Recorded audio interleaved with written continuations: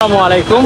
এই মুহূর্তে আমরা বেরিয়ে পড়লাম একটি পিকনিকের উদ্দেশ্যে। এটি আমাদের অফিসের পক্ষ থেকে পিকনিকটি আয়োজন করা হয়েছে। বর্তমানে দাঁড়িয়ে আছি আপনার নতুন বাজার রোড, আর আমরা রওনা দিয়ে যাব এখন হচ্ছে সারা রিসোর্টের উদ্দেশ্যে। এখন অলমোস্ট 7টা বাজে। আমাদেরকে আজকে সারা রিসোর্টটা এক্সপ্লোর করবো। আশা করি আপনাদের কাছে ভিডিওটি ভালো লাগবে, তাই ভিডিওটি শেষ পর্যন্ত দেখার চেষ্টা করবেন।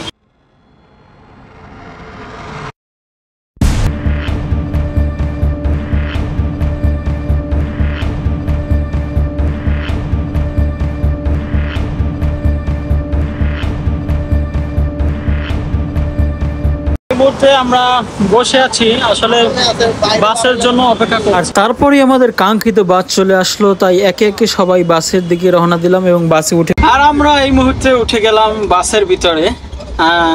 এখন বর্তমানে যাচ্ছি, আর আমরা স্লিপার বাস নিয়েছি, তো যাচ্ছি আমাদের গন্তব্যের দিক। সাথেই থাকুন শেষ পর্যন্ত। আর আমাদের স্লিপার বাসটা ছিল সেন্ট মার্টিন পরিবহন। এটা অনেক সুন্দর, দুর্দান্ত, এবং পরিবেশটাও কিন্তু অনেক সুন্দর ছিল। আর এই পিকনিকের উদ্দেশ্যে কিন্তু আমি ফার্স্ট টাইমই আমার আসলে স্লিপারে ওঠা। এর আগে কিন্তু আমি স্লিপারে উঠি নাই।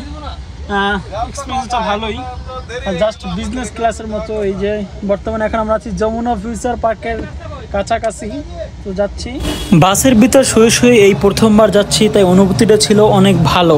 এবং রাস্তার পাশে অনেক সুন্দর সুন্দর ফুল ফুটেছিল, দেখতে বাড়ি ভালো লাগছিল আমার কাছে।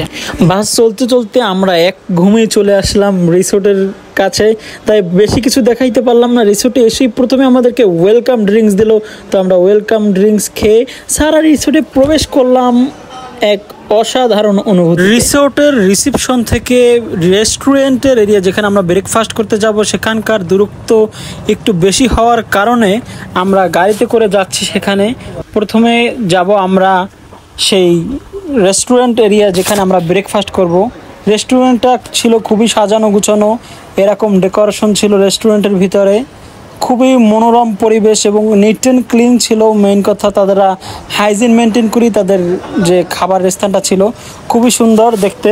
তো এই হচ্ছে ডাইনিং যে এরিয়াটা, মানে যেখানে বসে আমরা ব্রেকফাস্ট করব, এই যে হচ্ছে সেই স্থান, খুবই সুন্দর। তো এই সময় আমরা সকাল সকাল গেছিলাম, তো লোকজন তেমন একটা ছিল না।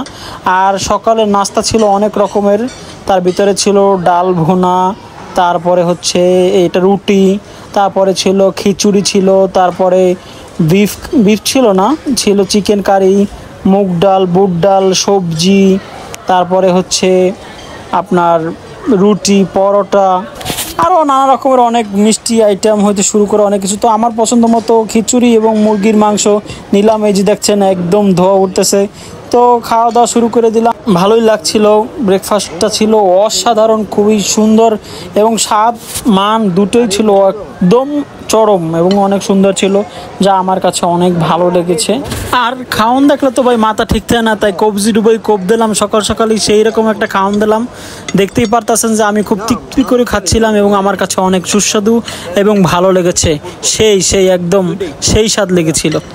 এই রিসোর্টটা হচ্ছে অনেক অনেক বড়, আর রিসোর্টে চলাফেরা করার জন্য হচ্ছে কি আপনার সবসময় গাড়ি, ওনাদের পক্ষ থেকে গাড়ি দেওয়া হয়, ওই গাড়ির থাকে, তো গাড়িতে করেই আসলে হয়।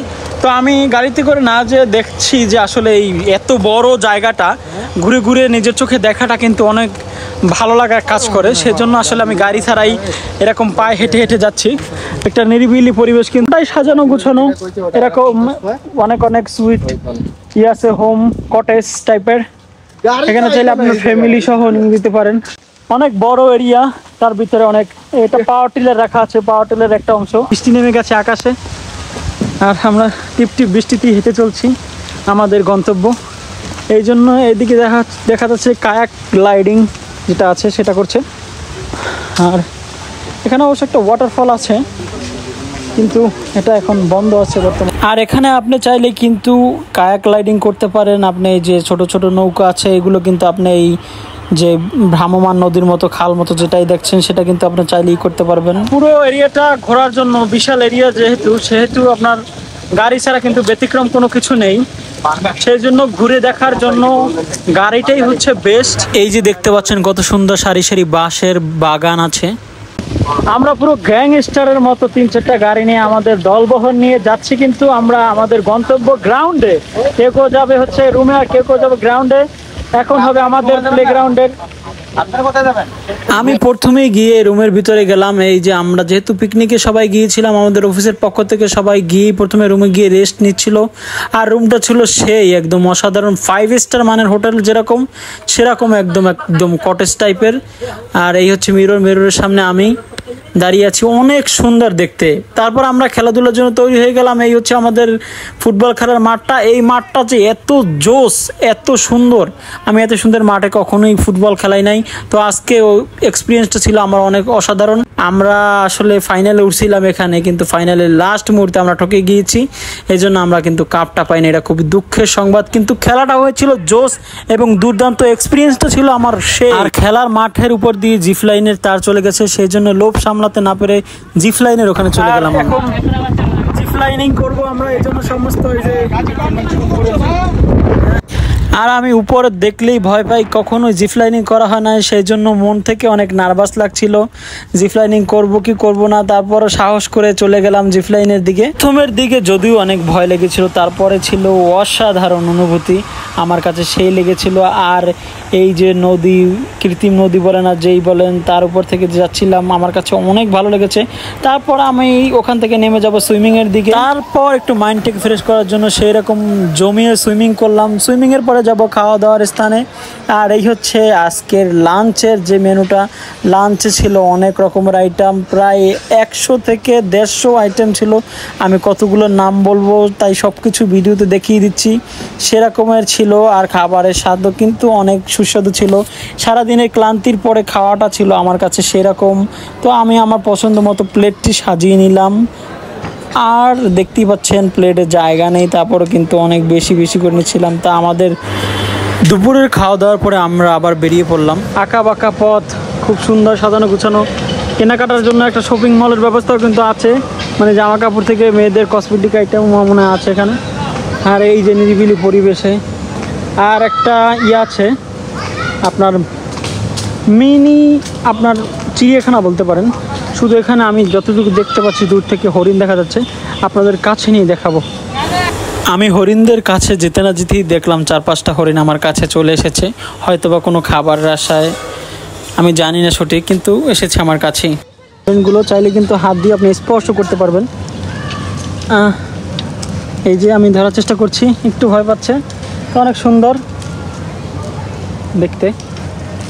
এই যে দুইটি কিন্তু অলরেডি চলে আসছে, মনে করতেছে কোনো খাবারের থাকলে। এখানে ওইরকম সিস্টেম মনে নাই যে বাহির থেকে কোনো খাবার করে দেওয়ার মতো। এই যে দেখেন, আমি আসতেই 3-4টা হরিণ কিন্তু চলে আসছে অলরেডি। এটা মনে হয় পুরুষ হরিণ, আর এগুলো হচ্ছে নারী হরিণ, যেহেতু এর মাথায় কিন্তু শিং নাই। সেই ওই যে দেখেন একজন আবার গাছ থেকে পাতা পেরে খাচ্ছে, ওই যে সেই। এই যে এখানে একটা দোলনা আছে, দোলনা ঝুলানো, হ্যাঁ, গাড়ির টায়ার দিয়ে বানানো। যাই হোক, আমি চড়ে দেখবো। এই চলে গেলাম আবারও শৈশবের অনুভূতিতে। ছোটবেলায় এরকম দোলনায় ঝুলতাম, এখন আর ঝোলা হয় না, তো আবার একটু এক্সপিরিয়েন্স নিয়ে নিলাম। আমি নিরুদ্দেশের ঘুরি, যে আমারে বাসবে ভালো, তার আকাশে উড়ি। যাই হোক, বাচ্চাদের খেলাধুলার জন্য রয়েছে কিন্তু আলাদা একটি সুন্দর কীর্জন, দেখতেই পাচ্ছেন আপনারা। আর আমার সামনেই ঠিক রয়েছে খোলা একটা এরিয়ার ভিতরে একদম ঝুলন্ত একটা বেড। আর আশপাশের পরিবেশটা ছিল অসাধারণ, তাই বসে একটু এক্সপিরিয়েন্স নিয়ে নিলাম সেরকম একটা অনুভূতি। আসলে এই পরিবেশে ফ্যামিলি নিয়ে আসলেও কিন্তু অনেক সুন্দর একটি জায়গা। আর সারা রিসোর্টের ভিতরে হচ্ছে অনেক বিশাল জায়গা, যেটার ভিতরে অনেক অনেক জিনিস আছে, একটা ভিডিওতে আসলে প্রকাশ করা যায় না। আর ঘোরার পরে আমরা দিন শেষে আবার চলে যাব বাসার উদ্দেশ্যে, সেই জন্য অলরেডি আমরা কিন্তু বাসের ভিতরে উঠে গেছি। বাসে উঠে গেছি, বাসার উদ্দেশ্যে রওনা দিলাম। সবাই ভালো থাকবেন, ভিডিওটি কেমন হলো জানাবেন। আসসালামু আলাইকুম।